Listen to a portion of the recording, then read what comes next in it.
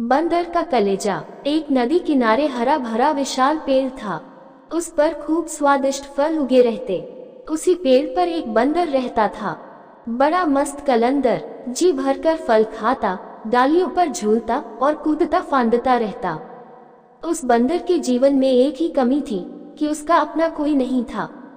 माँ बाप के बारे में उसे कुछ याद नहीं था।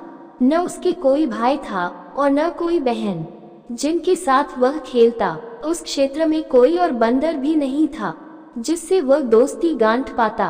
एक दिन वह एक डाल पर बैठा नदी का नजारा देख रहा था कि उसे एक लंबा विशाल जीव उसी पेड़ की ओर तैरकर आता नजर आया। बंदर ने ऐसा जीव पहले कभी नहीं देखा था। उसने उस विचित्र जीव से पूछा, अरे भाई, तुम क्या चीज हो? विशाल जीव ने उत्तर दिया, मैं एक मगरमच्छ हूँ।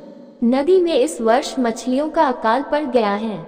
बस भोजन की तलाश में घूमता घूमता इधर आ निकला हूँ। बंदर दिल का अच्छा था। उसने सोचा कि पेड़ पर इतने फल हैं, इस बेचारे को भी उनका स्वाद चखना चाहिए। उसने एक फल तोड़कर मगर की ओर फेंका। मगर ने फल खाया, बहुत रसीला और स्वादिष्ट। वह फटाफट फल खा गया और आशा से फिर बंदर की ओर देखने लगा। बंदर ने मुस्कुराकर और फल फेंके। मगर सारे फल खा गया और अंत में उसने संतोष भरी डकार ली और पेट थपथपाकर बोला, धन्यवाद बंदर भाई, खूब छक गया, अब चलता हूँ। बंदर ने उसे दूसरे दिन भी आने का नेता दे दिया। मगर दूसरे दिन आया। बंदर ने उसे फिर फल खिलाए।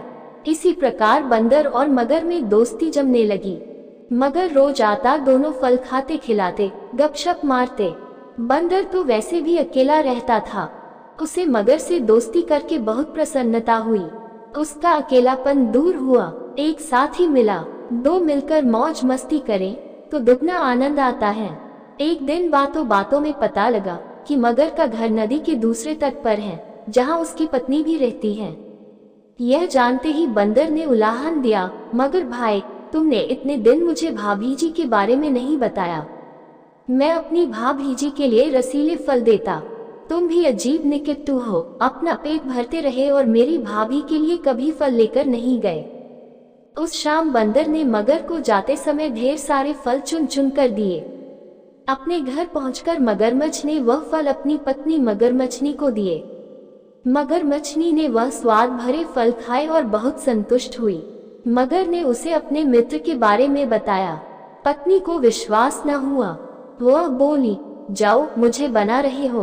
बंदर की कभी किसी मगर से दोस्ती हुई है? मगर ने यकीन दिलाया, यकीन करो भाग्यवान, वरना सोचो यह फल मुझे कहाँ से मिले। मैं तो पेड़ पर चढ़ने से रहा। मगरनी को यकीन करना पड़ा। उस दिन के बाद मगरनी को रोज बंदर द्वारा भेजे फल खाने को मिलने लगे।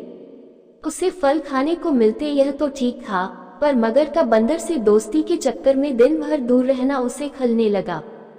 खाली बैठे बैठे ऊंच नीच सोचने लगी। वह स्वभाव से दुष्टा थी।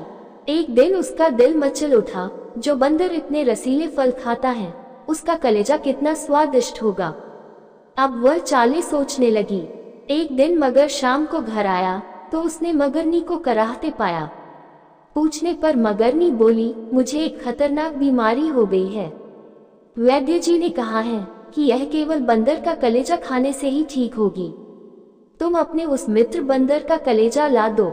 मगर सन्न रह गया। वह अपने मित्र को कैसे मार सकता है? न, यह नहीं हो सकता। मगर को इनकार में सिर हिलाते देखकर मगरनी जोर से हाय हाय करने लगी, तो फिर मैं मर जाऊंगी।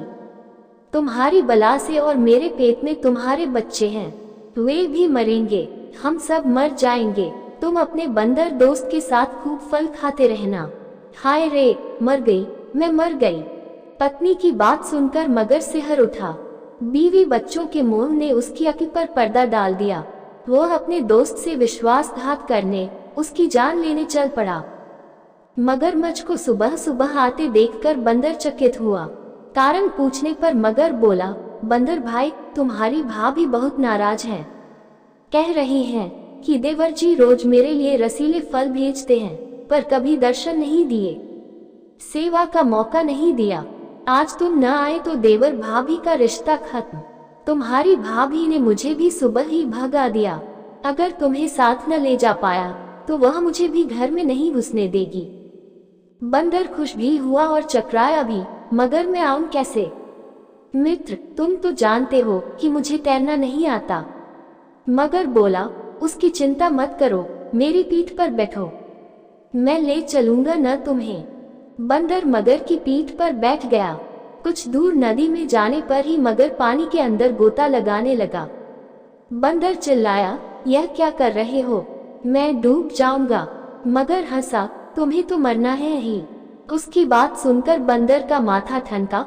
उसने पूछा, क्या मतलब? मगर ने बंदर को कलेजे वाली सारी बात बता दी। बंदर हक्का बक्का रह गया।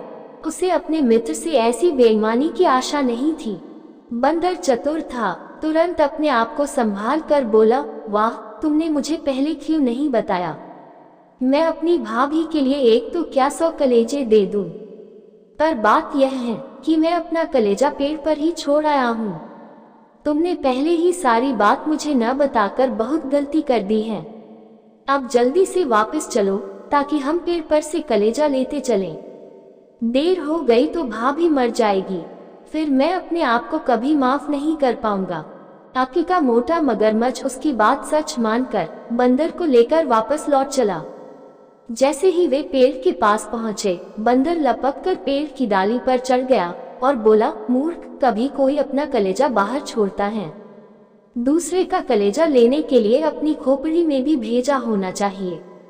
अब जाओ और अपनी दुष्ट बीवी के साथ बैठकर अपने कर्मों को रो। ऐसा कहकर बंदर तो पेड़ की टहनियों में लुप्त हो गया और अके का दुश्मन मगरमच्छ अपना माथा पीटता हुआ लौट गया। सीख पहला, दूसरों को धोखा देने वाला स्वयं धोखा खा जाता है। दूसरा, संकट के समय बुद्धि से काम लेना चाहिए।